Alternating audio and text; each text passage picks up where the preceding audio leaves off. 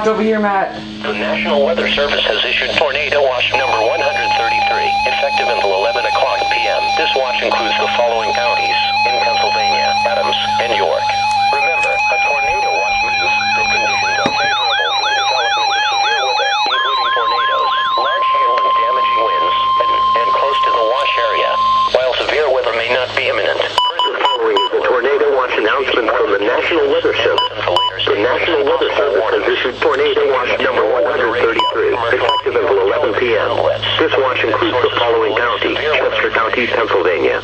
Remember, a tornado watch means that conditions are favorable for the development of severe weather, including tornadoes, large hail and damaging winds, and close to the wash area. While severe weather may not be imminent, persons should remain alert to rapidly changing weather conditions and listen for later statements and possible warnings. Stay tuned to NOAA Weather Radio, commercial radio and television outlets, or internet sources for the latest severe weather information.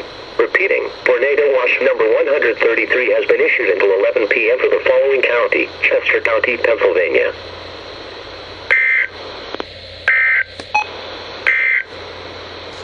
This is NOAA Weather Radio, all hazards for northeastern Maryland and the nearby areas.